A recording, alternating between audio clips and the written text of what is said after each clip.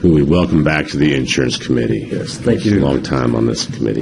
Craig Eiland here individually and as representative of Texas Trial Lawyers Association. And Mr. Chairman, if you want to go take that call, I can handle it for a while. I am going to do that. Thank you, Representative.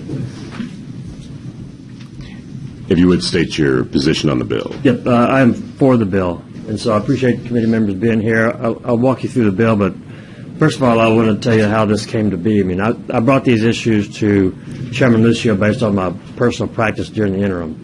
And what happened after Hurricane Harvey that brought me to bring this to your attention, there's a condominium in Galveston that was hit by Hurricane Harvey. An adjuster came out, and we have to put in context that with TWIA, this is not like any other insurance company. They have their own set of claim practices that they follow, so it's not your everyday claim practice. TWIA came out. They said we accept this claim. They issued a $300,000 advance. It comes to Austin, where the insurance adjuster that was sent out by TWIA issues a full report. He says, look, you need to set aside $1 million for this claim in reserves. And then he sends in his full report, itemized, detailed, $1.5 million damage.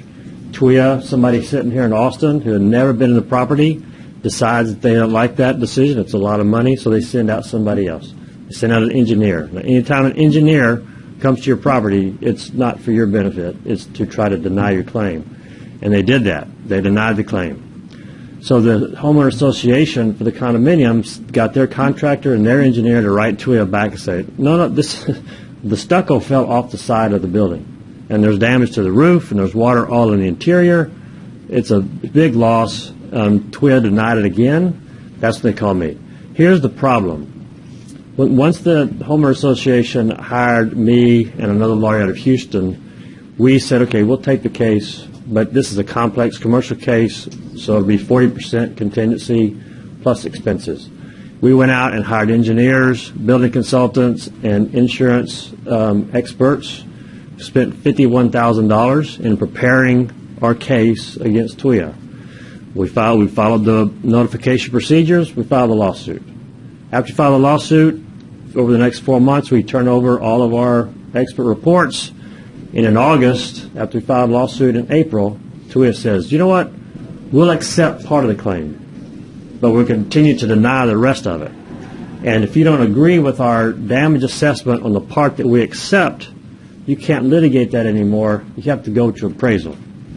Okay, so what? What's the big deal about going to appraisal? In appraisal, you cannot recover your attorney's fees or your expenses.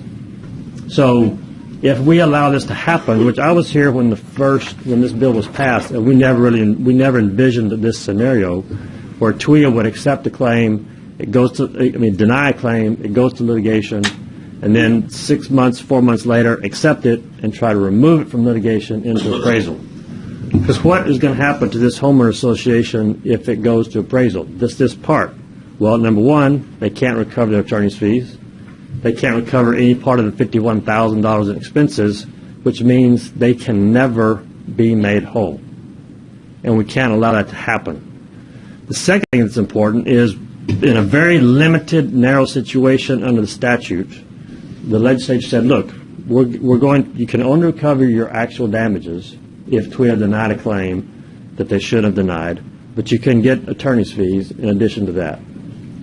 But if they violate these very strict criteria, you could get double damages as a deterrent. So if we allow this practice to continue, if I was an attorney for TWIA, anytime I saw that there was potential double damages, I would say, just go accept it. Go accept the claim. We'll remove it to appraisal. That way our bad acts are never exposed in public, and we can never have to pay double damages or even attorney's fees. So we have to stop this loophole that was never envisioned so that they don't feel obligated to use it. Now, I think TWIA would tell you, like they told me, look, it's our position whenever we accept a claim, the only option we have, if you don't agree, is to remove it to appraisal. And I've had that conversation with them, like, okay, well, if that's the way you feel, we need to close that loophole so you don't feel like you have to do that anymore. And then briefly, I'd like to run real quick through the bill, the substitute, just so that you can touch on that.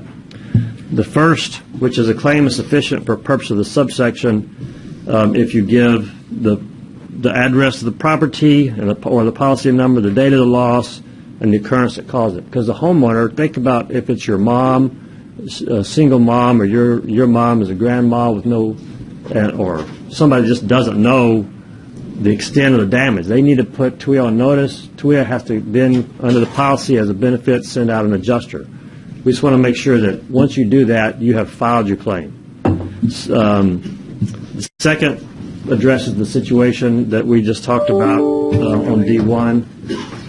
Also in the statute that we've come to realize is that there's situations that there's time frames set on the statute when TWIA must pay once they accept a claim. However, there's no deadline for TWIA to pay once an appraisal award is issued. So just an oversight of the statute. We need to put in a time frame for TWIA to pay a claim once an appraisal award is issued. And then, as the chairman said, after a storm especially, you can't get a decision from TWIA on what they're going to fix and how much they're going to fix. Take that to a contractor and determine if it is enough within 60 days. So we extend it to 180, and That's for the consumer. that's for the consumer, because I think everybody agrees, and I think Dr. Bonin has a bill that also addresses that in a substitute, and so I'm happy to answer any questions that y'all have. Thank you, Mr. Eiland, for the very detailed and thorough explanation. Members, are there any questions? Thank you. Thank you very much.